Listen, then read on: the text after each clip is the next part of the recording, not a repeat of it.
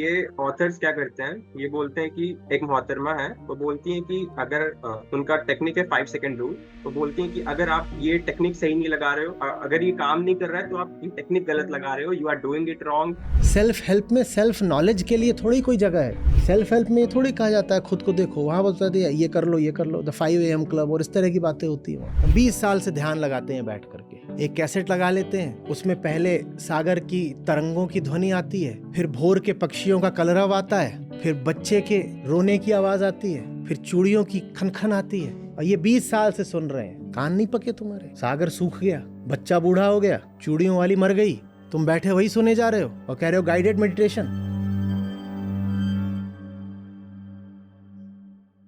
प्रणाम आचार्य जी।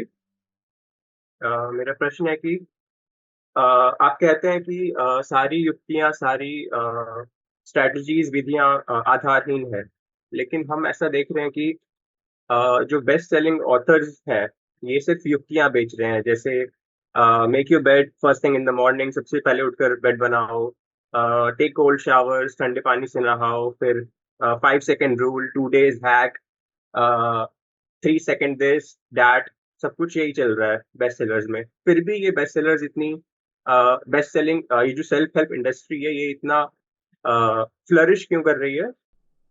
वो फिल्म आई थी, अंदाज अपना अपना, तो वो उसमें उसको जाकर बोलता है कि ये गोली मारनी है किसी को, 3 मूर्ख हैं, तो बोलते हैं ये वास्को डिगामा की बंदूक है, आज इससे गोली मारूंगा। एक पूछता है किसके मामा की बंदूक है, बोलता है वास्को डिगामा की बंदूक है। तो दिखाते हैं कि वो खड़े हैं, निशाना लेते हैं, और फिर अगला दृश्य आता है जिसमें तीनों खड़े हुए, उनके कपड़े फटे हुए हैं। उन्हें बंदूक चलाना ही नहीं आता था। पहले तो लेके आए वास्को डिगामा की, और उसको ऐसा चलाया कि वहीं फट गई, सब बारूद कारतूस सब उड़ गया, और पूरे उनके कपड़े फटे हुए खड़े हुए हैं।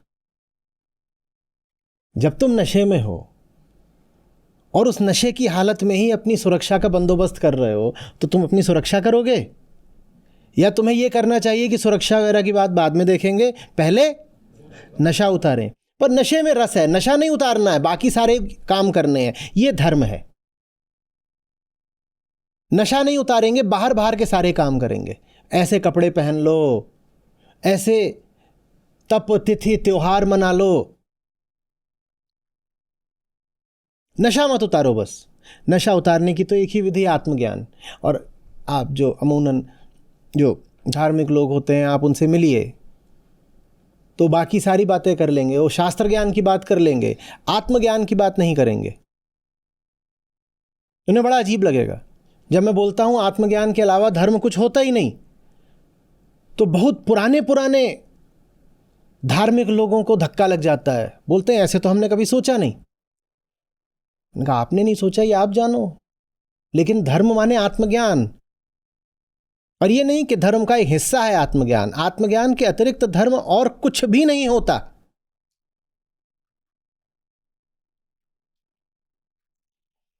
लेकिन आत्मज्ञान का मतलब ही होता है अज्ञान का नशा, बेहोशी, खुमारी उतारना।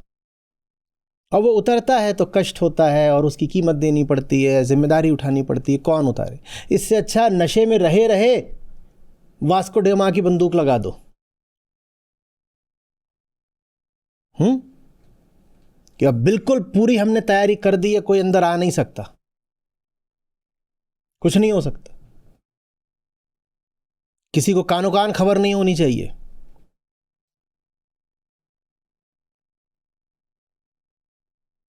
वो इतना ही था कि वो गाजर जब न जाने मूली लगा के उसको जेल में रिवॉल्वर आ चुका है, लुट गए। इंतजाम पूरे कर रखे थे, इतनी भारी जेल थी, और भीतर अपने सब मुखबिर भी छोड़ रखे थे, तो भी कुछ हुआ?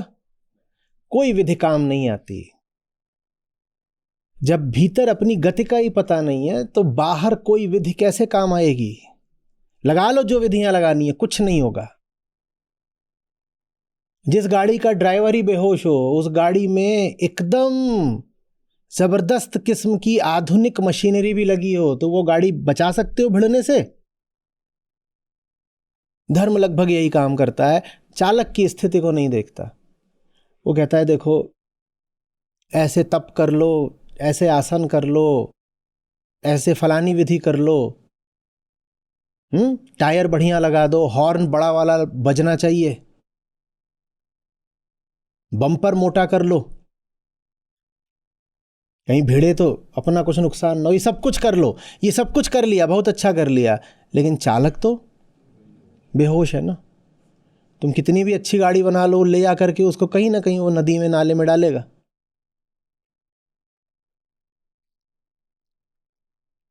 ये सब विधियों के साथ एक साझी समस्या है। विधि तो बना दी, विधि को चलाने वाला कौन है? मैं का जब मुझे पता नहीं, तो विधि भी उल्टी पुल्टी ही चलेगी। कैसी भी तुम अच्छी से अच्छी विधि बना लो, विधियां बहुत बनी हैं, जबरदस्त विधियां बनी हैं, और विधियों के ऐसे ऐसे दुरुपयोग हुए हैं कि विधि बनाने वाले ने सोचा ना हो कभी। और जिन्होंने दुरुपयोग किया है उन्हें कई बार पता भी नहीं होता कि वो दुरुपयोग कर रहे हैं, क्योंकि दुरुपयोग करने वाला कौन है? उनकी छुपी हुई छाया। उन्हें खुद ही नहीं पता कि वो दुरुपयोग कर रहे हैं। आपने उपवास रखा, उपवास माने जो लोक अर्थ होता है उसका कि खाना नहीं खाया, इसको हम उपवास बोल देते हैं, ठीक है। आपने उपवास रखा, क्या आपको पता होता है कि आपने जो भोजन से आज दूरी करी, उसका उपयोग आपने अहम को बढ़ाने के लिए किया है? क्या पता होता है आपको? और क्या आपने देखा नहीं है कि जो व्रती उपवासी होते हैं, व्रत वाले दिन उनका अहंकार कैसे बढ़ जाता है? देखा नहीं है कि वो चाहते हैं कि उस दिन उनके साथ कुछ विशिष्ट व्यवहार किया जाए। एक तो आज हमारा उपवास है और ऊपर से तुम्हारा सर दर्द करा रहे हो। देखो आज हमसे बेकार की बातें मत करो, माने आज तुम वो सब कुछ करो जो हम चाहते हैं, क्योंकि आज हम खास हैं। आज हमने क्या किया है? आज हमने उपवास किया, आज हम खास हैं। आज हम कोई काम नहीं करेंगे क्योंकि आज हमारा व्रत है। सुबह से पानी तक पिया नहीं है और इनकी बातें सुने। जिन्होंने उपवास शब्द हमें दिया उन्हें थोड़ी पता था कि हम उपवास का ये उपयोग कर लेंगे। और जो उपवास का ऐसा उपयोग, दुरुपयोग आज कर रहे हैं, वो खुद भी नहीं जानते कि वो क्या कर रहे हैं। यही आत्मज्ञान की कमी है। कोई विधि लगा लो, उपवास बड़ी प्यारी विधि है, अगर उसका अर्थ हम समझें तो बहुत अच्छी विधि है उपवास, पर सब विधियां मेरे हाथ में है ना। विधि में स्वयं तो कोई चेतना होती नहीं ना। विधि तो एक उपकरण है, माध्यम है, टूल है जो मुझे दिया गया है, और मैं क्या हूं?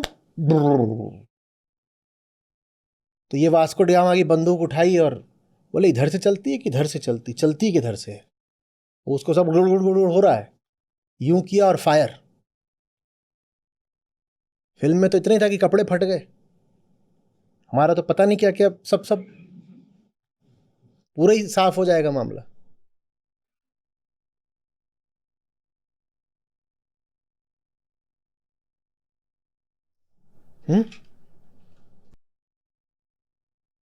हमको नहीं पता कि वो खुद ही अपने ही विरुद्ध, अपने हित के विरुद्ध कितनी चालें चल सकता है। तो जब वो ये नहीं जानता कि वो क्या चाल चल सकता है, तो उसे कैसे पता कि वो एक हाथ से तो इसको दूर रखेगा और दूसरे हाथ से ऐसे घूम करके इसको उठा नहीं लेगा? कैसे पता? आत्मज्ञान का मतलब खुद को जानना ना।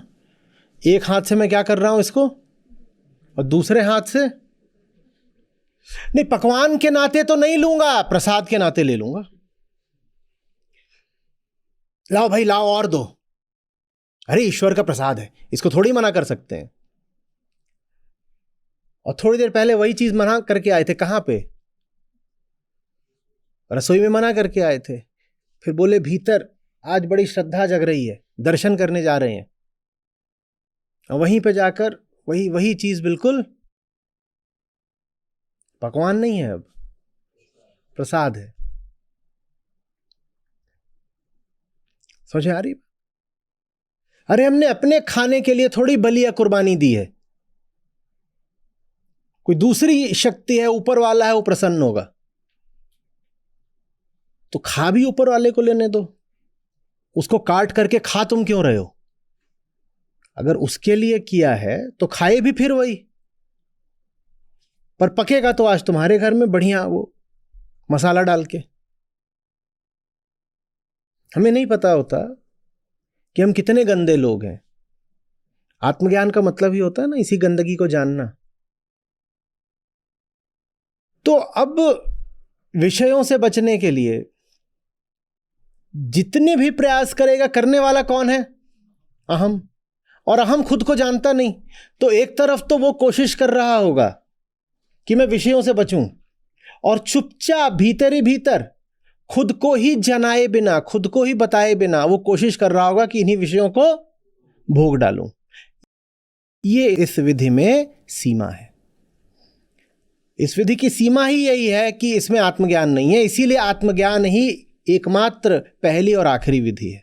कोई भी विधि जिसमें आत्मज्ञान केंद्र पर नहीं होगा, वो विधि अवैध हो जाएगी, या कम से कम सीमित हो जाएगी, कुछ दूरी तक जाएगी, अटक जाएगी। सारी विधियों को बनाने वाला कौन है? मैं हूं। ये जितनी भी निषेधात्मक विधियां होती हैं वो इसीलिए होती हैं कि भोगू नहीं, इसीलिए तो होती हैं। मैं ही विधि बना रहा हूं कि भोगू नहीं। मेरा ही एक हिस्सा भीतर ही भीतर साजिश कर रहा है कि मैं तो भोगूंगा, और मैं उस हिस्से को जानता नहीं, क्योंकि मुझ में तो मैंने जो भी विधि बनाई है उसका क्या होगा? ऐसे समझ लो, आप हो और एक आपका जुड़वा भाई है, ठीक है? आप हो, एक आपका जुड़वा भाई छोड़ दो। आप हो और आपकी छाया है, उस छाया को आप जानते नहीं। आपके पीछे आगे रोशनी, पीछे छाया। छाया को आप जानते नहीं, और छाया बड़ी कारीगर है, एकदम चतुर चालाक। आप बैठ करके योजना बना रहे हो कि घर में चोर को घुसने से कैसे रोकना है। आपकी सारी योजनाएं कौन जानता है? वो आपकी छाया जो आपके साथ है, या आपका जुड़वा, जो भी बोलना चाहो। कोई है जो लगातार आपके साथ लगा हुआ है और आप उसको नहीं जानते। नहीं, न जानने कोई क्या बोलते हैं? आत्मज्ञान। तो आप बैठ करके जबरदस्त तरीके की योजनाएं बना रहे हो। आप कह रहे हो ऐसा कर रहा हूं मैं, एक जबरदस्त किस्म का एक इलेक्ट्रॉनिक सिक्योरिटी सिस्टम लगा रहा हूं, दरवाजे पर कोई घुस नहीं सकता। अब मैं उसका पासवर्ड रखूंगा 9431, जो किसी को पता नहीं चलेगा। आपके अनुसार तो किसी को पता नहीं है, और वो जो आपके साथ बैठा है उसको तो पता है ना। उसको आपका पासवर्ड पता है, लेकिन आपको उसका कुछ भी पता। तो आप जितनी भी विधियां लगाओगे चोर को रोकने की, वो सारी विधियां किसको पता है? वो जो आपके साथ है लगातार। आपने जितने भी उपाय लगाए, जितनी भी युक्तियां लगाई, वो सब की सब उसको पता है। तो वो क्या करेगा? सारी युक्तियों को बेअसर कर देगा। बेअसर। आत्मज्ञान के अभाव में मनुष्य स्वयं अपना सबसे बड़ा शत्रु रहता है। और समस्या यहीं पर समाप्त नहीं हो जाती कि आप अपने शत्रु रहते हैं। समस्या यह रहती है कि आप उस शत्रु को पाल पोस रहे होते हैं और आपको पता भी नहीं होता उस शत्रु के बारे में कुछ भी। ठीक वैसे जैसे आंतों में कई बार कीड़े वगैरह लग जाते हैं, टेपवर्म। उन्हें खाना कौन खिलाता है? आप खिलाते हैं, और आपको पता भी नहीं होता आप उन्हें खाना खिला रहे हैं। हाँ, उनको पता होता है कि आप उन्हें खाना खिलाएंगे। ये बड़ी मजेदार बात है। जब आपकी आंतों में कीड़े हो जाते हैं तो वो कीड़े ऐसे रसायन उत्सर्जित करते हैं जो आपकी भूख बढ़ा देते हैं। आपकी भूख बढ़ती जाती है, आपका वजन कम होता जाता है। आप कहते हो मुझे और खाना है। आपकी भूख पर वो जो भीतर बैठा हुआ है उसने नियंत्रण कर लिया है। वो आपके मस्तिष्क को कुछ केमिकल्स के माध्यम से बार बार ऐसे संकेत भेजता है कि और खाओ और खाओ। आप जितना खाते जाते हो भीतर वो अपनी तादाद बढ़ाते जाते हैं। आप गूगल करेंगे तो पाएंगे कि कईयों का ऑपरेशन हुआ है, या कईयों के मल में कई कई किलो वर्म्स निकलते हैं। उन्होंने भीतर अपनी पूरी एक कॉलोनी बना ली होती है इतनी बड़ी। अब आंत तो हमारी पतली सी होती है, आंत में कितना जगह है। आंत में से तो जो खाना भी साधारण निकलता है ना, वो ऐसे ऐसे करके निकलता है, ऐसा नहीं है कि बह जाता है। वो सिकुड़ता है तो दबाव पड़ता है तो आगे बढ़ता है, फिर दबाया जाता है। और उसमें इतना अगर वर्म भरा हुआ था तो सोचो उसमें खाना निकलता रहा होगा क्या कभी? खाना निकलेगा ही नहीं। वो सारा खाना किसने खा लिया? वो खाते जा रहे हैं, बढ़ते जा रहे हैं, हम उन्हें नहीं जानते। हम उन्हें नहीं जानते तो हम उन्हें खिलाते हैं। मैं बेहोशी नहीं हटाऊंगा, मैं ऐसे तरीके बनाऊंगा कि मैं बेहोश भी रहूं, नुकसान भी ना हो। तो ऐसे में बात नहीं बनेगी ना। इतना ही हो जाएगा कि इसको आपने पिछली बार पिया था। फायदा क्या है इन विधियों का? ये इसको आपने पिछली बार पिया था तो कुछ गड़बड़ हो गई थी, तो इस बार बिल्कुल वही चीज जब दोबारा सामने आएगी तो आप उसे संयम से रोक दोगे। अच्छा यही था, इसी रंग का पात्र था और इसी प्रकार का पेय था। पिछली बार जब आया था तो नुकसान दे गया था, तो संयम।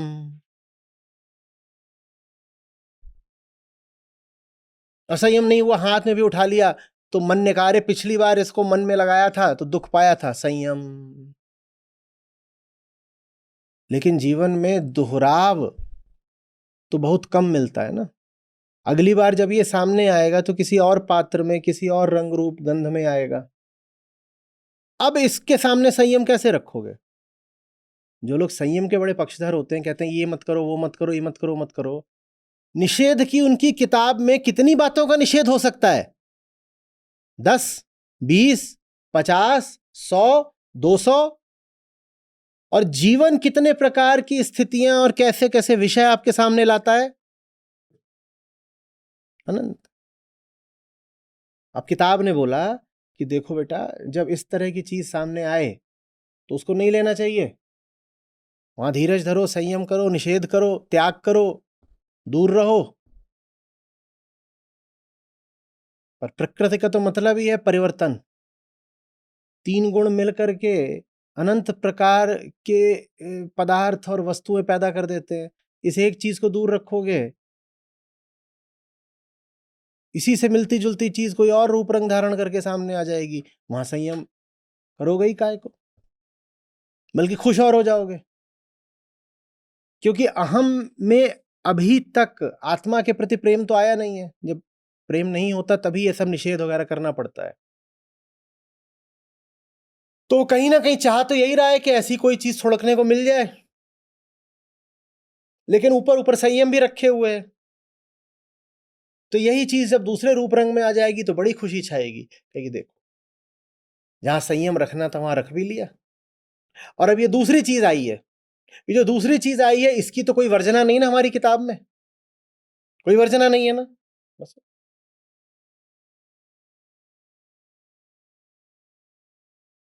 कोई वर्जना नहीं है। देखते नहीं हो जिन जिन चीजों की वर्जना नहीं है उन पर धार्मिक लोग कैसे टूटते हैं। कि महात्मा बुद्ध ने एक बार कुछ भिक्षुओं को किसी वजह से मांस खाने की अनुमति दे दी थी, एक बार।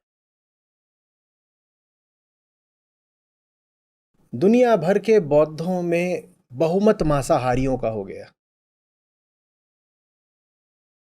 दुनिया भर में जो बौद्ध हैं अधिकांश मांसाहारी हो गए। पूछो तो क्या बात है, बोलेंगे वर्जित नहीं किया है। अरे वर्जित नहीं किया है तो क्या अनुशंसित किया है? बोले हैं कि खाओ। क्यों भाई आप क्यों इतना खाते हो मांस? साहब इस्लाम में मांस हलाल है। अरे हलाल का इतना ही मतलब है कि वर्जित नहीं है, खा सकते हो। ये थोड़ी बोला है कि अनिवार्य है, खाना ही है।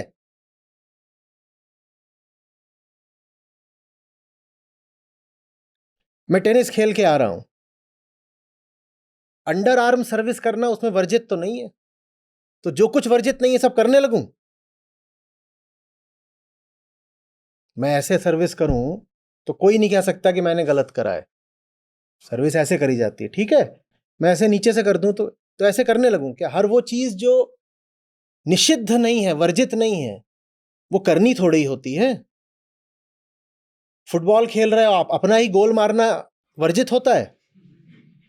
फुटबॉल में आप अपने ही गोल मार दो तो कहा जाएगा कि नॉट अलाउड? नहीं, बिल्कुल अलाउड है, अपना गोल मारना अलाउड है। तो क्या मारने लग जाओगे? सिर्फ इसलिए कि कोई चीज वर्जित नहीं है वो अनुमोदित भी नहीं हो जाती। लेकिन धार्मिक आदमी हमेशा इसी खोज में रहता है कि क्या क्या वर्जित और जो वर्जित नहीं है उसको हपक करके भोगना है। बस एक हमें निगेटिव लिस्ट दे दीजिए, क्या क्या वर्जित है उसको अलग कर देते हैं, बाकी सब भोग लेते हैं। समझ रहे आ रही बात? तो क्या तुमने फिर संयम करा? और बताने वाले तुम्हें कितनी बड़ी सूची दें कि ये सब कुछ वर्जित है, कितनी भी बड़ी सूची हो, वो अनंत नहीं हो सकती, पूर्ण नहीं हो सकती, एग्जॉस्टिव नहीं हो सकती। उसमें कुछ ना कुछ तो छूट ही जाएगा। और जीवन का मतलब है परिवर्तन। टेक्नोलॉजी नई नई चीजें लाती रहेगी। आज मैं जो चीजें आपको बता दूंगा वर्जित हैं, कल समय, संयोग, परिवर्तन, टेक्नोलॉजी ये मिलकर के कुछ नए प्रकार की चीजें ले आ देंगे। और वो जो नए प्रकार की चीजें ले आ देंगे आज से 100 साल बाद, वो आज मेरी जो वर्जना की सूची है उसमें है ही नहीं। तो मैं क्या बोलूंगा? भाई ये सब चीजें वर्जित नहीं है, मुझे खाना है, मुझे खाना है।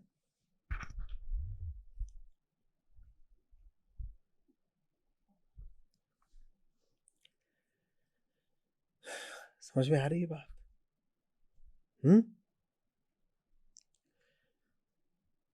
जब अपना ही पता ना हो तो अपना किया ही अपने काम नहीं आता। क्योंकि आप जो कर रहे होते हो ना, आपकी छाया आप ही के खिलाफ कुछ और कर रही होती है। एक हाथ से आप कुछ कर रहे होते हो और आपका ही दूसरा हाथ, आपका ही दायां आपके बाएं के खिलाफ कोई साजिश कर रहा होता है। कैसे जीतोगे?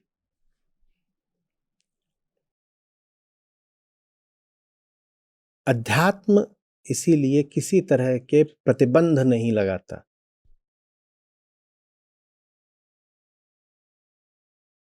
प्रतिबंधक नैतिकता लोक धर्म का लक्षण होती है।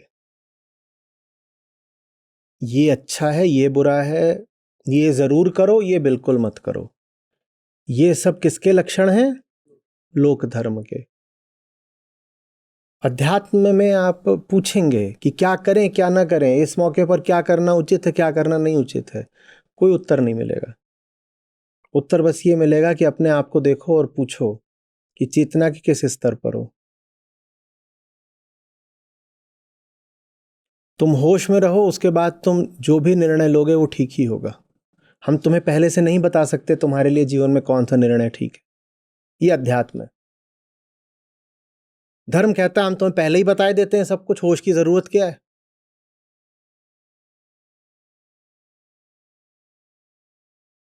वहां सब पहले से तय होता है। ये वाला भोजन मत खा लेना, इस दिशा में मुंह करके सो मत जाना,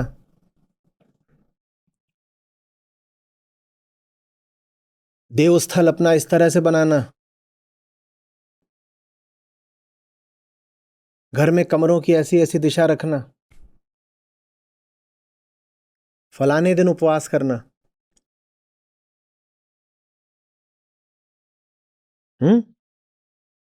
कोई काड़ा हो तो उसको मंदिर में पुजारी मत बनाना।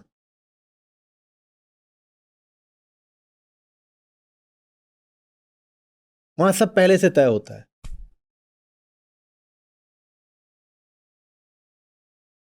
अध्यात्म में कुछ नहीं तय होता। कहते हैं पहले से क्यों तय करना है, तय करने का काम अभी करेंगे ना।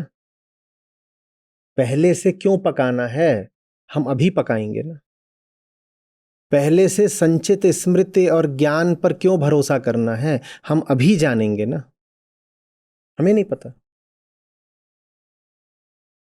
धार्मिक आदमी बार बार कूदेगा, कहेगा अरे उस किताब में ये लिखा, उस शास्त्र में ये लिखा है। अध्यात्म का मतलब होता है हम वहां हैं जहां हम जो कह देते हैं वही शास्त्र है। शास्त्र की बात पर चलने के लिए शास्त्र को स्मृति में रखना पड़ेगा। हम स्मृति पर चलते ही नहीं, हम इसी क्षण में चलते हैं। सब शास्त्रों ने हमें यही सिखाया और हमें वहां पहुंचा दिया जहां हमें कोई शास्त्र याद नहीं रखना होता। हम एक चलता फिरता शास्त्र है, जो कह दें वही श्लोक है। ये बहुत ऊंची बात है, बहुत आकर्षक बात है, लेकिन साथ ही बहुत खतरे की बात है। ज्यादातर लोगों में उतना प्रेम नहीं होता कि वो बिना किसी सहारे के चल सकें, मात्र प्रेम की खातिर। तो फिर हम तमाम तरीके के नियम कायदों का सहारा लेते हैं, स्मृति का सहारा लेते हैं। हाँ, ऐसा करना ठीक है, ऐसा करना ठीक नहीं है, किसी से पूछ लो। पंडित जी ब्याह का मुहूर्त बता दो, मामा जी ब्याह के लिए लड़की बता दो, लड़की मामा जी ने बता दी, मुहूर्त पंडित जी ने बता दिया। तुम कौन हो? तुम्हारा क्या काम है? तुम्हारा क्या काम बचा अब?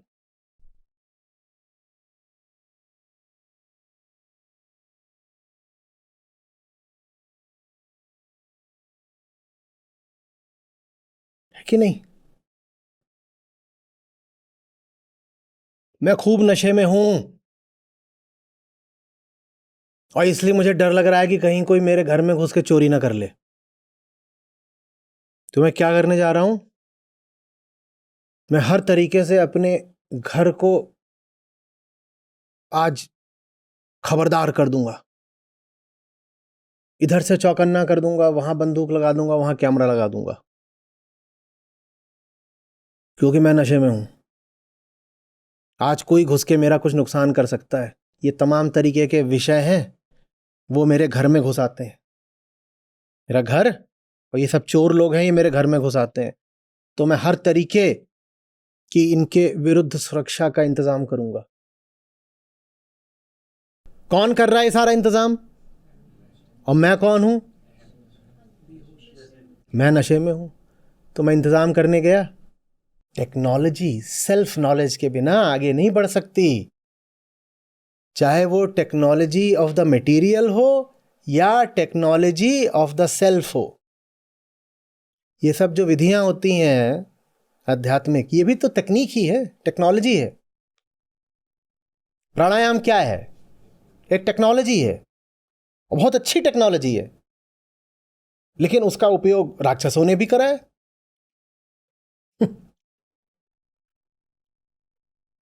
पता नहीं कहां का, तो मैंने पढ़ा था, पहले भी उद्धृत करा है कि आतंकवादी थे, वो कहीं पर जा रहे थे हमला करने, तो बाद में धरे गए और पूरा निकलवाया गया कि क्या कर रहे थे। तो पता चला वो हमला करने से पहले सब बैठ करके 5 मिनट तक मेडिटेशन कर रहे थे। और बोले ये हमको हमारी ट्रेनिंग कैंप में बताया गया। बोले इस मेडिटेशन के बाद आप बहुत शांत चित्त से, स्थिर चित्त से खूंखार हमला कर पाते हो बिना विचलित हुए। तो जिन्होंने ध्यान की सैकड़ों विधियां हैं, जिन्होंने हमें ध्यान की विधियां दी, उन्हें ये थोड़ी पता था कि हम उन विधियों का करने क्या वाले हैं। आत्मज्ञान अकेला है जो सब विधियों में प्राण फूंक देता है, जो सब विधियों की वास्तव में प्राण प्रतिष्ठा कर देता है। आत्मज्ञान के बिना सारी विधियां ऐसी हो सकती हैं जैसे राक्षस के हाथ में हथियार।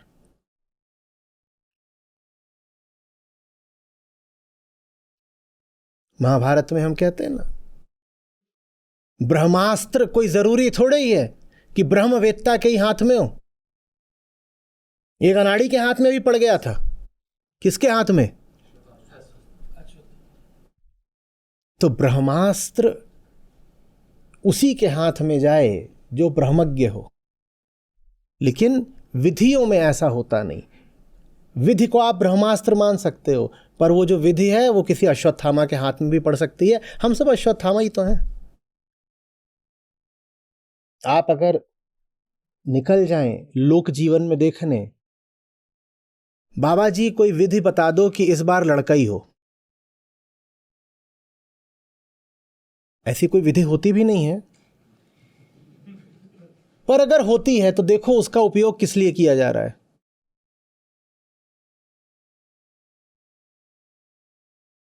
कोई भी विधि जो आत्मज्ञान रहित है बहुत खतरनाक है। तो बंदर के हाथ में तलवार देने जैसी बात है।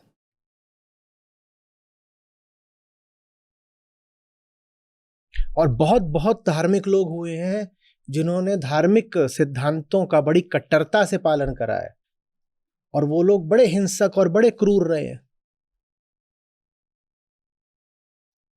आप उनके जीवन में जाएंगे, कहेंगे अरे बाप रे,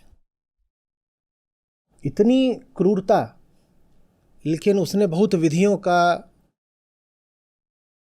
और बहुत सारे धार्मिक सिद्धांतों का बड़ी कड़ाई से पालन करा होता है।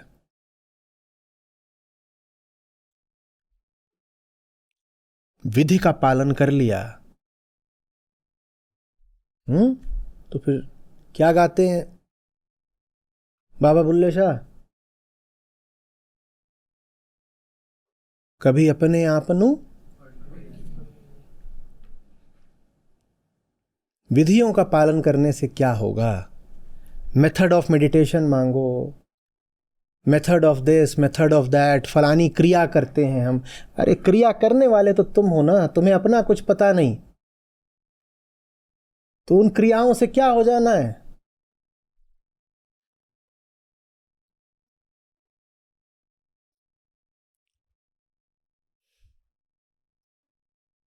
अज्ञानी के हाथ में कोई भी क्रिया बस अज्ञान का खिलौना बन जाएगी।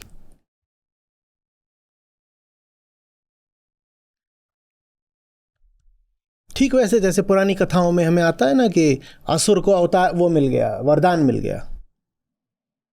असुर माने क्या, जिस किसी को भी बुरा बताया जा रहा हो ना धर्म में, तो अध्यात्म में उसका एक ही मतलब समझना कि वो आत्म अज्ञानी है। तो असुर माने आत्मज्ञानी।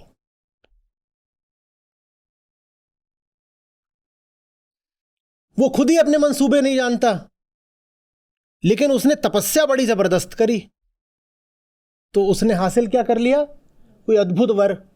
और वो वर का क्या कर रहा है, तो वो वरदाता के पीछे पीछे दौड़ रहा है, तुम ही को मारेंगे।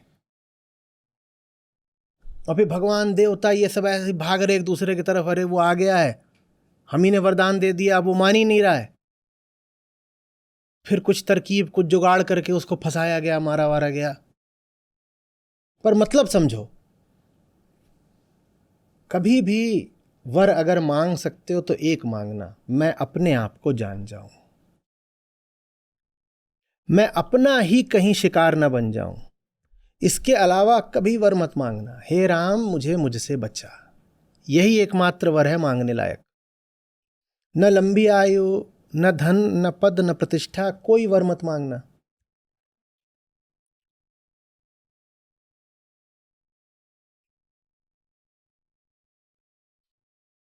एंड आप आत्मज्ञान पर जोर देते हैं, तो क्या ये सब विधियां आत्मज्ञान के बाद ही यूजफुल हैं? आत्मज्ञान में कीमत देनी पड़ती है ना बेटा।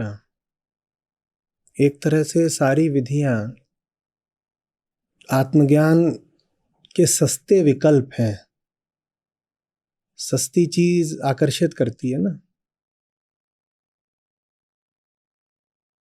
खुद को देखो तो पहली बात बुरा लगता है, दूसरी बात जिम्मेदारी आ जाती है। साफ साफ देख लिया कि भीतर का माहौल क्या है, कचरा कितना है, पहले तो झटका लगेगा,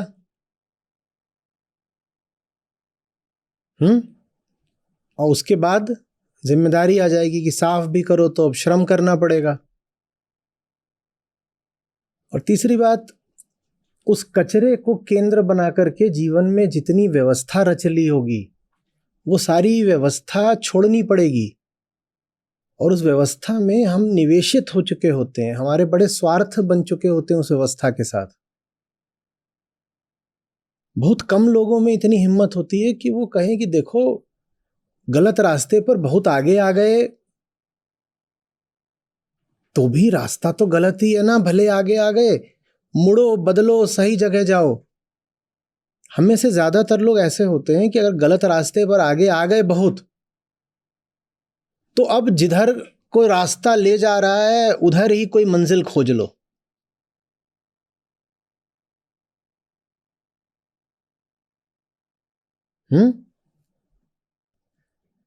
हम अपने आप को कुछ भी समझा बुझा लेते हैं, हम अपने आप को बहाना देने में बड़े माहिर हो जाते हैं। आ रही बात। और साथ ही साथ जो हमने भीतर कचरा इकट्ठा कर रखा है वो दुख भी देता है।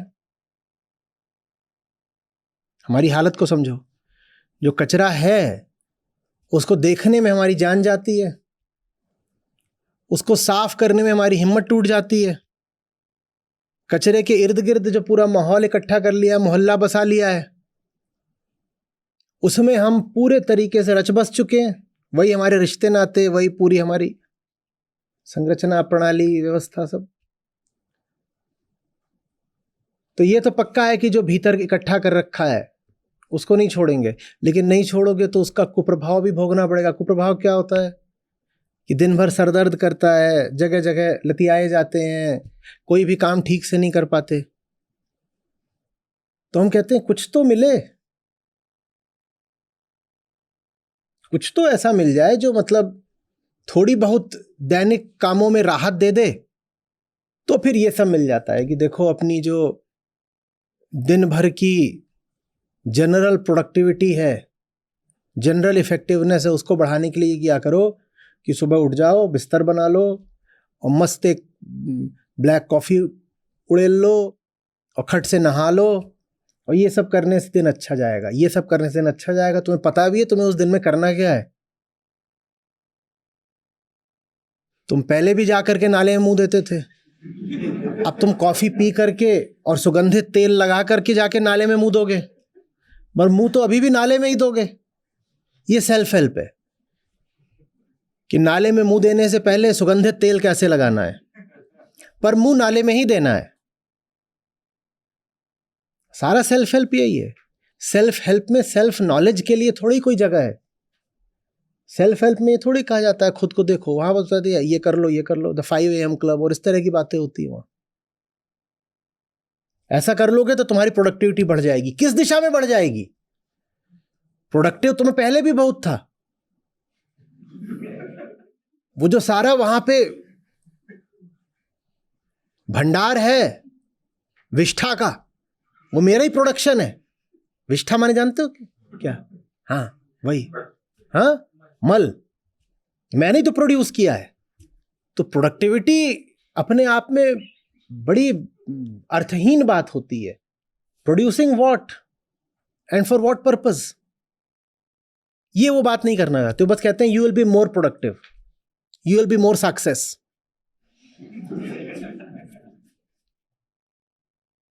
भाई क्या प्रोड्यूस करना है और क्यों प्रोड्यूस करूं ये तो बताओ। नहीं, ये बात नहीं, क्योंकि ये बात जानने के लिए अपने भीतर जाना पड़ता है। तो ये जो सारा सेल्फ हेल्प का क्षेत्र है, ये बहुत तेजी से पिछले 100 साल में ही उठा है। ये इसीलिए उठा है क्योंकि बाहर बड़े बड़े अब आकर्षण पैदा हो गए हैं। आत्मज्ञान में आपको देखना पड़ता है कि बाहर आपने बड़ी बाजार लगा ली, खूब चकाचौंध कर ली अपने, लेकिन भीतर से आप बहुत अभी बेरंग हो, वीराने हो। पहले ये जानना फिर भी कम कष्टप्रद होता था, क्योंकि बाहर आपके बहुत स्टेक्स नहीं थे, स्वार्थ नहीं थे। अब बाहर की दुनिया में बहुत भारी भारी स्वार्थ इकट्ठा हो गए हैं, तो आत्मज्ञान बड़ा दुष्कर लगता है। तो उसका सस्ता विकल्प बनकर ये सब आ जाता है, सेल्फ हेल्प वगैरह।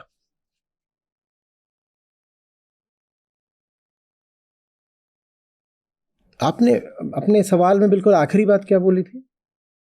आप आत्मज्ञान पर इतना जोर देते हैं, पर क्या आत्मज्ञान के बाद ही सारी विधियां प्रभावी? हाँ, देखो आत्मज्ञान के बाद विधियों का उत्पादन स्वतः स्फूर्त होता है, तत्क्षण होता है। ऐसा नहीं कि आत्मज्ञानी कोई विधियां नहीं लगाता।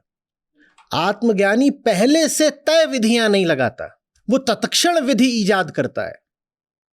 क्योंकि जीवन में स्थितियां कितनी होती हैं? अनंत। तो उन अनंत स्थितियों से निपटने के लिए फिर विधियां भी कितनी चाहिए? जब प्रतिक्षण एक नई स्थिति आ रही है तो उसके लिए मुझे एक नई विधि चाहिए ना। आत्मज्ञान का मतलब होता है मैं उपस्थित हूं पूरे तरीके से, मैं अपने आप में कैद नहीं हूं। जो मेरे भीतर मेरा कैद खाना है, बंधन है, उनको तोड़ने का ही काम करता है ना आत्मज्ञान। तो आत्मज्ञानी अपने भीतर कैद नहीं होता, वो पूरे तरीके से उपस्थित होता है। वो उपस्थित होता है तो स्थिति सामने आने पर स्थिति से संबंधित विधि का वो तुरंत तत्काल ईजाद कर लेता है। वो पुरानी विधियों पर आश्रित नहीं रहता। उसे पुरानी विधियों से कोई तौबा भी नहीं होती। पुरानी विधि अगर किसी क्षण में उसे उपयुक्त लगेगी तो लगा भी देगा, पर वो आश्रित नहीं है। वो कहता है नई स्थिति नई विधि। जिंदगी हर पल नए सवाल पूछ रही है, मैं जवाब भी नए दूंगा। जो विधि 2 दिन पहले उपयुक्त थी वो आज चले जरूरी नहीं है, तो मैं आज के लिए एक नई विधि लेके आऊंगा। जो बात मैंने करी थी 2 दिन पहले किसी से और मैं सफल हो गया था, वही बात मुझे फॉर्मूले की तरह बार बार दोहरानी थोड़ी है कि दिन में मैं 40 लोगों से बात करता हूं। और 2 दिन पहले किसी से एक बात करी थी, अब वो बात बिल्कुल जम गई थी, काम बन गया था, तो साहब अब वही रिकॉर्ड 40 बार दोहराते हैं और फिर मुंह लटका के आ जाते हैं कुछ हो नहीं रहा। इसलिए नहीं हो रहा क्योंकि तुम डरे हुए आदमी हो, तुम जीवन के सामने उपस्थित ही नहीं हो, तुम अतीत में कैद हो गए हो, अतीत की चीज को ले आकर के खड़े हो गए हो। कि जैसे कोई बल्लेबाज कहे कि ऐसे मैंने कवर ड्राइव चलाया था, बढ़िया आई थी हाफ वॉली और उस पर आउटसाइड द ऑफ स्टंप और कवर ड्राइव चलाया था और 4 रन मिले थे। तो अब 6 की 6 गेंदों पर वो वही करता है। यॉर्कर आई, वो उस पर भी कवर ड्राइव मार रहा है, बाउंसर पर भी वो कवर ड्राइव मार रहा है।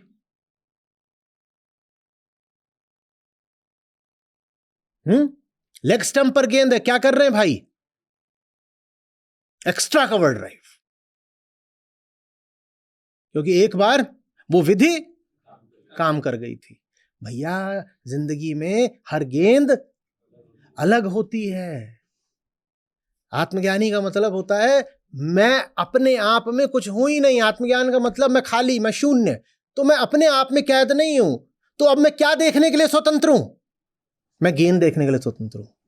जो अपने आप में कैद होता है वो किसको देख रहा होता है? वो अपने आप को ही हर समय देख रहा है। वो घुसा हुआ है, वो भीतर ही उसके अनुगुण चलती रहती है। भीतर एक उसके कैद खाना है जिसमें चारों ओर आईने लगे हुए हैं, उसमें अनंत छवियां हैं, पर वो सब की सब किसकी हैं? अहंकार की ही हैं। तो उसको फिर तथ्य दिखाई ही नहीं देते। वो सिर्फ किसको देख रहा होता है? वो अपने आप को ही देख रहा होता है। भीतर ही वो कैद होता है। एक बड़ा मूर्खतापूर्ण आत्मसंवाद चल रहा होता है। खुद ही बोलता है, खुद ही सुनता है, खुद ही तर्क करता है, खुद ही वितर्क आ जाता है। आत्मज्ञान का मतलब है भीतर जो कुछ था तोड़ दिया, अब उपस्थित है, अब बाहर देख सकते हैं, अब तथ्यों के संपर्क में आ सकते हैं। अब हमें पता चलता है यॉर्कर और बाउंसर में अंतर। अब हम बाउंसर पे स्वीप शॉट नहीं मारते। विधि का मतलब यह है कि अगर पूर्णिमा को मैच हो रहा है तो 8वें ओवर की तीसरी गेंद को स्वीप करना है, मुहूर्त है।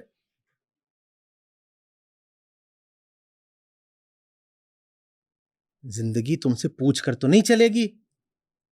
बॉलर तुमसे पूछ के तो गेंद नहीं डालेगा। तो ध्यान ही एकमात्र विधि है। और ध्यान दे सको इसके लिए पहले स्वयं से आजाद होना पड़ता है। जो स्वयं में ही कैद है वो ध्यान वगैरह कुछ नहीं दे सकता, उसे कुछ दिखाई नहीं देता, सुनाई नहीं देता।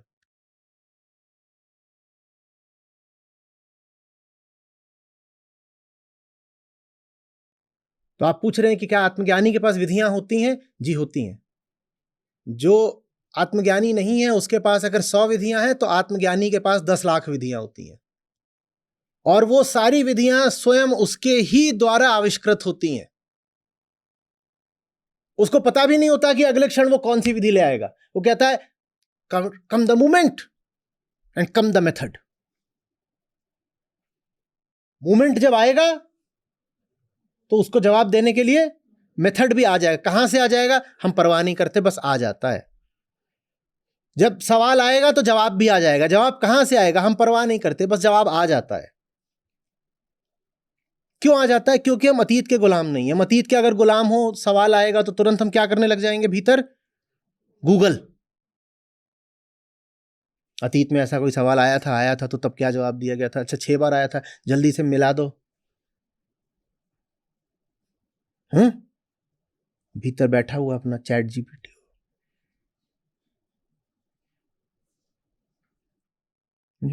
फिर एक ताजगी रहती है, नयापन रहता है, और एक उपयुक्तता रहती है, राइटनेस, सम्यकता।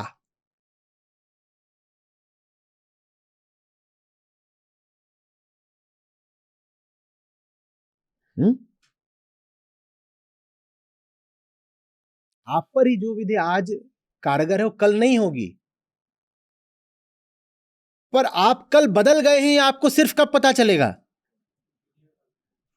जब आत्मज्ञान हो, तभी तो पता चलेगा कि मैं जो कल था वो मैं आज नहीं हूं। कल एक चीज मेरे काम आ रही थी, मैं गाड़ी चला रहा था, मुझे दिख रहा था कुछ हो रहा है, तो मैंने विधि के तौर पर एक गाना लगा दिया, वो कल काम आया था। मैं आज जो हूं, मैं उस गाने के ही फलस्वरूप, विधि के ही फलस्वरूप बदल चुका हूं। तो कल जो गाना मेरे काम आया था वो आज मेरे काम आए, ये अनिवार्य। लेकिन विधियों के साथ ये समस्या है कि वो जीवन के साथ बदलती नहीं है। आप 20 साल से एक ही विधि कर रहे हो, माला फेर रहे हैं, कोई बैठ करके बोल रहे हैं मैं तो हिरण की खाल पर बैठता हूं, मृग छाल पर, और आसन लगाता हूं। अब 20 साल से लगाए जा रहे हैं। हिरण का खानदान अपनी किस्मत को रो रहा है, बोले हमें हमारे गुरुजी बता गए थे मृग छाल बिछाओ और सुबह ठीक इतने बजे बैठ जाओ। अरे जब तुम्हें बताया था तो तुम 22 साल के थे, आज तुम 42 साल के हो। या तुम भी हिरण की तरह मर चुके हो कि बदल ही नहीं रहे? और अगर तुम बदल नहीं रहे तो इसका मतलब वो विधि क्या कर गई? कुछ नहीं कर गई। अगर 20 साल से तुम कोई विधि लगा रहे हो और आज भी वही विधि लगा रहे हो तो इसका मतलब तुम आज भी वही हो जो तुम। तो ये विधि तो बिल्कुल कचरा निकली ना। विधि सफल है, यह भी इसी बात से निर्धारित होता है कि अब विधि अनुपयुक्त हो गई। जो विधि सफल होगी उसकी सफलता का प्रमाण ही यही होगा कि वो कल अब काम नहीं आ सकती, क्योंकि आज वो सफल हो गई। 20 साल से ध्यान लगाते हैं बैठ करके, एक कैसेट लगा लेते हैं, उसमें पहले सागर की तरंगों की ध्वनि आती है, फिर भोर के पक्षियों का कलरव आता है, फिर बच्चे के रोने की आवाज आती है, फिर चूड़ियों की खनखन आती है। और ये 20 साल से सुन रहे हैं, कान नहीं पके तुम्हारे? सागर सूख गया, बच्चा बूढ़ा हो गया, चूड़ियों वाली मर गई, तुम बैठे वही सुने जा रहे हो और कह रहे हो गाइडेड मेडिटेशन। एक छोटा सा स्टेटमेंट बोल सकता हूँ। ये ऑथर्स क्या करते हैं, ये बोलते हैं कि एक मोहतरमा है, वो बोलती है कि अगर उनका टेक्निक है 5 सेकंड रूल। वो बोलती है कि अगर आप ये टेक्निक सही नहीं लगा रहे हो, अगर ये काम नहीं कर रहा है तो आप ये टेक्निक गलत लगा रहे हो, you are doing it wrong. वो पूरा गलती निकाल देते हैं। She is hell bent on finding mistakes in your application, कि आप गलत कर रहे हो, आपको आप ये सही नहीं कर रहे हो। उन्होंने वो टेक्निक बनाई है आपके लिए, है ना? कोई दवा जिसके लिए बनाई जाती है, सबसे पहले उस मरीज का पता होना चाहिए ना दवा बनाने के लिए। वो कह रही है ये टेक्निक निश्चित रूप से लाभप्रद होगी, जिसके लिए टेक्निक है उसको वो जानती हैं क्या? तो यही समस्या है ना। टेक्निक तो बनाई है, किसके लिए बनाई है आपको पता है? दवा तो तब बनेगी ना जब पहले मरीज की पूरी खबर हो, और किसी के सीने में उतर करके झांका जा नहीं सकता। तो अच्छी टेक्निक भी इजाद की जाए, इसके लिए किसका पता होना चाहिए? अपना। पर उस टेक्निक में ही यह बात निहित है कि अपना पता होना कोई जरूरी है नहीं। वो टेक्निक कहीं कह रही है कि आत्मज्ञान हो? हाँ, तो टेक्निक में यह बात बैठी हुई है कि अपना पता होना जरूरी नहीं है। अगर अपना नहीं पता तो जिसके लिए टेक्निक बना रहे हो उसका भी नहीं पता। तो माने जब मरीज का तुम्हें पता ही नहीं, तो बताओ तुमने दवाई कैसे बनाई? इंसान को घोड़े का जुलाब पिला रहे हो, और फिर जब वो गुड़गुड़ा रहा है तो कह रहे हो you didn't do it right, तुम्हारी गलती है, तुमने टेक्निक ठीक से नहीं लगाई। तुमको यह भी पता है कि तुम जिसके लिए टेक्निक बना रहे हो, घोड़ा है, गधा है, खरगोश है, अजगर है, कौन है जिसके लिए बना रहे हो, यह पता होने के लिए भी क्या चाहिए? आत्मज्ञान। पर आपकी पूरी फिलॉसफी में आत्मज्ञान तो कहीं है ही नहीं। तो आप जो टेक्निक बना रहे हो वो भी यही है, बस ऐसे इधर उधर अंधे में तीर चला रहे हो। और अहंकार इतना बड़ा है कि किसी को लाभ ना हो तो बोलोगे तेरी गलती।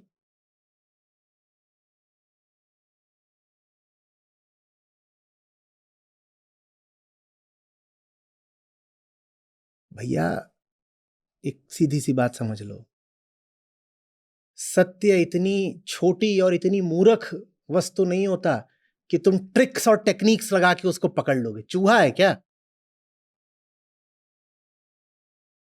कहते हो पहुंचना सच तक है, और मदद किसकी ले रहे हो? टेक्निक की, चालाकी की, चतुराई की। वहां तक भोले होके पहुंचा जाता है, तकनीक लगा के नहीं पहुंचा जाता। जो सीधे साधे हो जाते हैं ना, कि देख लिया तो देख लिया, गंदा है तो गंदा है, ऐसों के लिए दरवाजे खुलते हैं। जो ये ट्रिकबाज और टेक्निकबाज ज्यादा चतुर चालाक होते हैं, इनको वहां पे बस लात पड़ती है। संतों से पूछोगे तो कहते हैं कि उसके दरबार में चालाकों के लिए कोई जगह नहीं है। जितना चतुर चालाक बनता है उसके लिए वहां के दरवाजे उतने बंद रहते हैं, वहां सीधा आदमी पहुंचता है। इसी बात को जीसस को जिस तरह से बोल गए थे, उन्होंने शब्द इस्तेमाल किया था मीक। उन्होंने कहा था उसके जो उत्तराधिकारी होते हैं वो होते हैं द मीक। मीक माने ऐसे सीधे साधे, ये समझो। और जो ज्यादा जगत में चालाक होशियार होते हैं उनके बारे में क्या बोला था? बोला था ये तो फिर भी संभव है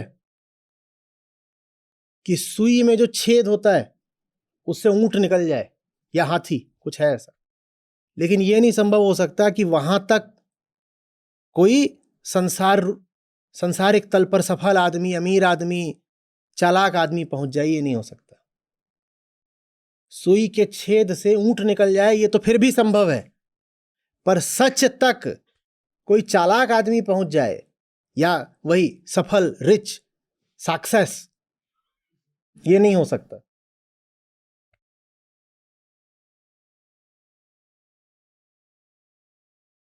फिर क्या धूर्तता है कि फलानी टेक्निक लगा लो तो मुक्ति मिल जाएगी। अरे टेक्निक से ही तो मुक्ति चाहिए। जिंदगी भर टेक्निक के अलावा क्या किया है?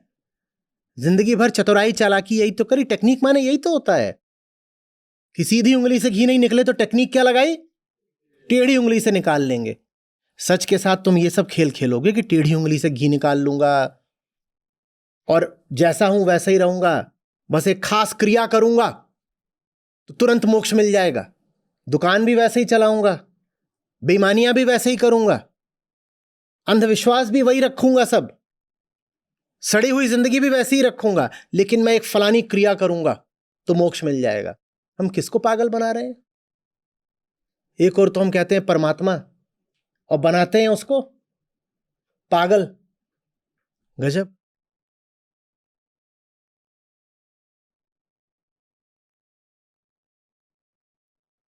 अध्यात्म में ये सब नहीं चलता, ट्रिक्स, टेक्निक्स, मेथड्स, क्रिया, उपाय, विधि, ये सब नहीं चलता।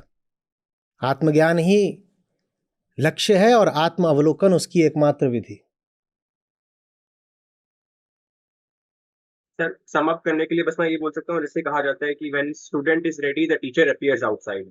तो कैन आई से when self knowledge is inside the technique appears outside. बिल्कुल, बहुत बढ़िया, एकदम ठीक है। सेल्फ नॉलेज, इसको इसी से संबंधित है स्फुरणा। रमण महर्षि इसका उपयोग किया करते थे। कहते सेल्फ नॉलेज से स्वतः स्फूर्त सारे रास्ते प्रकट हो जाते हैं। तुम्हें बड़ी आजादी मिल जाती है, गजब की राहत। तुम्हें कुछ याद नहीं रखना, तुम्हें सोच के नहीं आना कि अगला कदम कैसे रखना, अगला कदम अपने आप आ जाता है। क्या राहत की बात है, क्या हल्कापन है, निर्बोझ हो गए। कुछ नहीं सोचना कि कितने बजे क्या करना है, किससे मिलना है, तो उससे क्या बोलना है, तैयारी कर ली कि नहीं कर ली, कुछ नहीं याद रखना। अब ऐसे हो जाता, आई एम अवेलेबल, जिंदगी आ, बस। मौज है कि नहीं?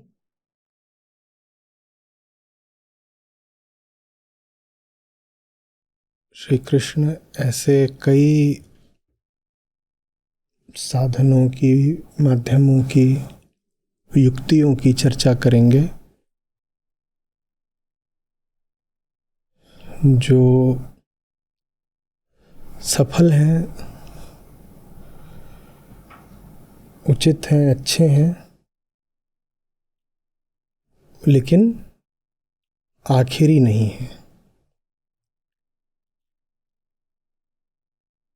कृष्ण इन सब युक्तियों का अनुमोदन करते हैं। वो कहते हैं सब ठीक है, बुराई किसी में भी नहीं, सब यज्ञ ही है।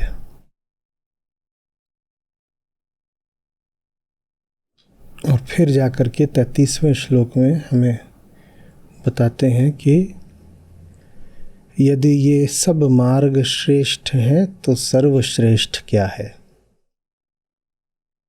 ठीक है, तो आज हम दोनों ही पहलुओं को समझेंगे। आज का जो मार्ग है उसमें श्रेष्ठता क्या है, वो सफल कैसे होता है, और ये भी समझेंगे कि उसकी सीमा क्या है, कहाँ पर आकर के बात रुक जाती है। क्या मार्ग बताया है, कुछ बातें देखनी जरूरी है। अग्नि माने वो जिसके आगे आहुति न जा पाए।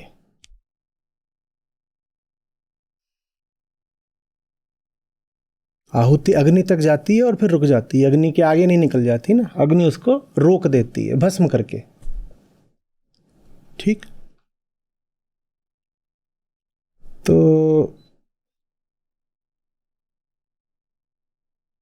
दो प्रकार के योगियों की बात हो रही है, दोनों बिल्कुल आसपास के हैं, दोनों जो काम कर रहे हैं वो एकदम निकटवर्ती हैं। पहले वो हैं जो संयम रूपी अग्नि में इंद्रियों की आहुति दे देते हैं।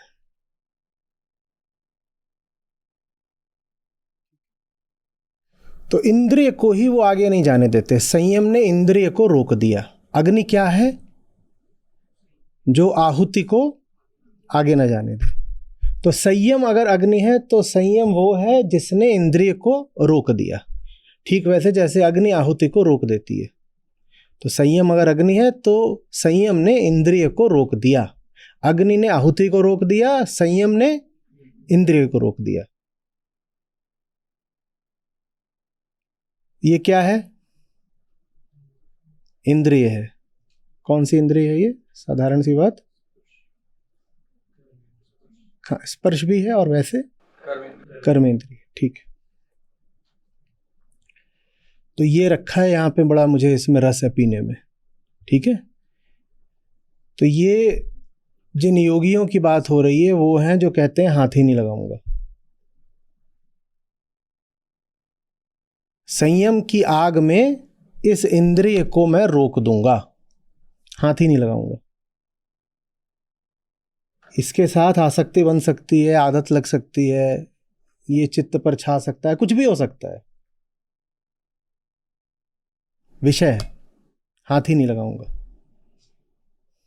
ठीक है, हाथ ही नहीं लगाऊंगा। तो ये मार्ग ठीक रहा है, सफल रहा है। कम से कम जो लोग आरंभ ही कर रहे होते हैं उनके लिए बुरा नहीं है, और बहुतों के लिए बुरा हो जाता है क्योंकि वो बस आरंभ ही करके अटक जाते हैं, कहते हैं यही तो है अध्यात्म। उसकी चर्चा बाद में करेंगे जब हम इस युक्ति की सीमा समझेंगे तब। तो अभी ये जो मार्ग है इसको अच्छे से समझिए। श्री कृष्ण कह रहे हैं वो हैं जो इंद्रिय को ही रोक देते हैं कि ये जो है इसका संपर्क ही मत करो। बीच में क्या आ गया? काहे की आग जल रही है? संयम की आग जल रही है, हाथ उसके आगे जा ही नहीं पा रहा। ये क्या रखा है? विषय। यहां क्या है? अग्नि है, और मैंने इसकी आहुति दे दी। जब आहुति दे दी तो आगे जाने के लिए ये बचा ही नहीं, तो ये इनका आपस में संयोग नहीं हो पाया। तो एक ये है। फिर इसी में दूसरे तरीके के योगियों का उल्लेख करते हैं। वो क्या करते हैं? वो करते हैं कि अगर इसने इसका संपर्क कर भी लिया, ठीक है, इसने इसको पकड़ लिया तो भी कोई बात नहीं, इसको मन में नहीं आने देंगे। हाथ में आ गया, मन में नहीं आने देंगे। तो क्या है? वो कह रहे हैं कि जो विषय हैं उनकी आहुति दे देंगे, विषयों को इंद्रिय से आगे नहीं आने देंगे। अब कह रहे हैं इंद्रिय अग्नि हो गई। अग्नि क्या है? जिसके आगे नहीं जा सकते। तो ये क्या था? विषय। ये इंद्रिय तक तो आया और इंद्रिय में ही आकर भस्म हो गया। इंद्रिय क्या है? अग्नि है। ये दूसरा मामला है, इसको पहले के साथ मत मिलाइएगा नहीं तो भटक जाएंगे। पहले अग्नि किसकी थी? अच्छा लिख ही लीजिए, बना लीजिए। जो दो प्रकार के योगी बताए हैं ये दोनों लगभग एक ही तरह के हैं। तो जो पहले हैं वहां पर अग्नि किसकी है? वो रोक किसको देती है?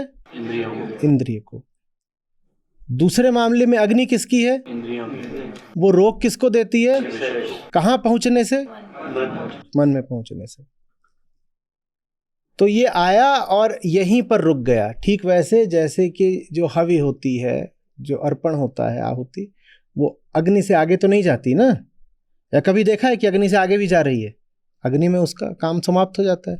तो इसका भी जो काम था वो यहीं पे आके समाप्त हो गया। इसको हाथ ने पकड़ रखा है, मन ने नहीं। तो ये दो प्रकार के योगी यहां बताए हैं। ठीक है, इन दोनों विधियों में समानता क्या है?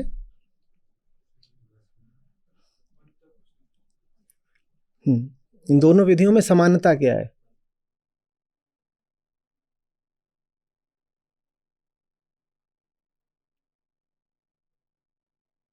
अहम को स्वयं पर भरोसा नहीं है। थोड़ा हम समझेंगे कि अभी तो हमने देख लिया कि ये दोनों ही विधियां सफल रही हैं, और श्री कृष्ण ये भी कहते हैं कि बहुत सारे योगी हैं जो इन विधियों का पालन करते हैं।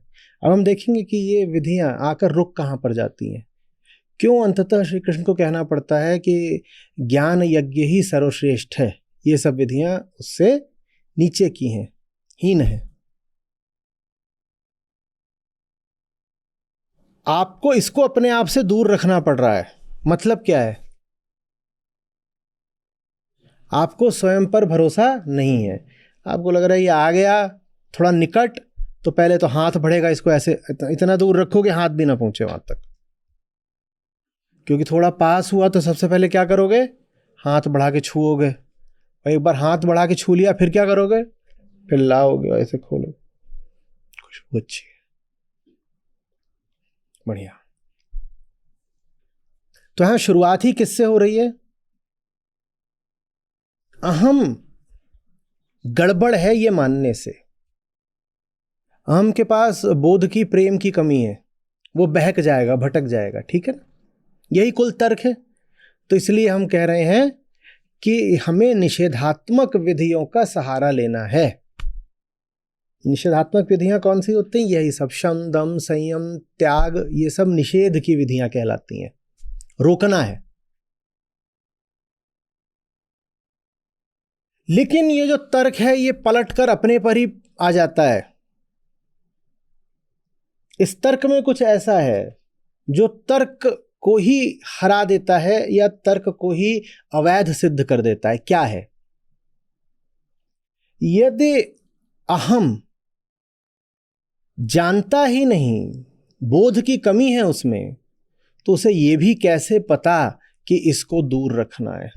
कैसे पता?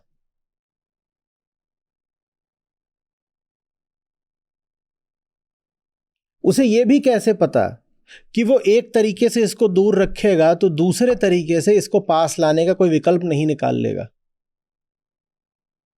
क्योंकि वो जानता नहीं स्वयं को ना। जब वो स्वयं को नहीं जानता तो स्वयं ही क्या करतूत, क्या चाल चलेगा, कैसे पता चलेगा? क्या हमें पता होता है कि हम अंदर ही अंदर खुद ही क्या साजिशें रच रहे होते हैं? तो जो भी विधियां लगाई जाएंगी जिनमें आत्मज्ञान से ज्यादा प्रमुख कुछ और माना जाएगा, कुछ भी और, वो सारी विधियां जल्दी ही चुक जाएंगी, वो अपनी उपयोगिता समाप्त करके अपनी सीमा पर पहुंच जाएंगी।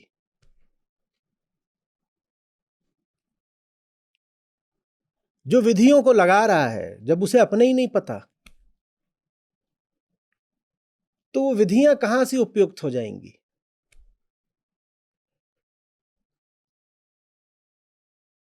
साधक बेहोश हो तो साधक द्वारा आविष्कृत साधन कितनी दूर तक जाएगा? बोलो।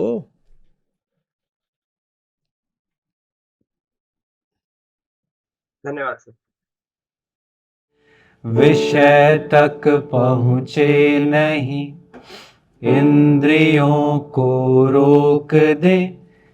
इंद्रिय यदि पहुँचे भी तो रुचि नहीं है भोग में। आत्मज्ञान के प्रकाश में अंधे कर्म सब त्याग दो। निराश हो निर्मम बनो, ताप रहित बस युद्ध हो। Namaskar sabhi ko, and first of all, thank you very much for giving this opportunity. I was waiting this opportunity last 3 years because मैं गीता सत्र तो मैंने जनवरी से ज्वाइन किया था, एंड अभी सर को मैंने सुनना स्टार्ट किया था 2020 जब कोरोना आया था। तो corona was a big opportunity for me. मेरे को आचार्य जी के बारे में कुछ भी नहीं पता था, मैं कुछ भी नहीं जानती थी आचार्य जी के बारे में, बट ऐसे ही स्क्रॉल कर रही थी, लाइफ में कुछ बड़ी प्रॉब्लम से गुजर रही थी, मेरे को भी नहीं पता था कि how it will be solve. तो मैं सर को मतलब ऐसे ही सर्च कर रही थी, अचानक से मुझे मतलब मिला नोटिफिकेशन एक ऐसा, तो फिर मैंने उसको सुना। उसके बाद सर अगर मैं बात करूं कि what I changed in my life after listening to sir, so first of all sir मेरे बहुत सारे फ्रेंड्स थे, because that time I was working in Bombay, I am software engineer, तो मैं जॉब करती थी। वर्किंग थी और वर्क फ्रॉम होम था बिकॉज ऑफ कोरोना, तो मैं घर आई थी अपने।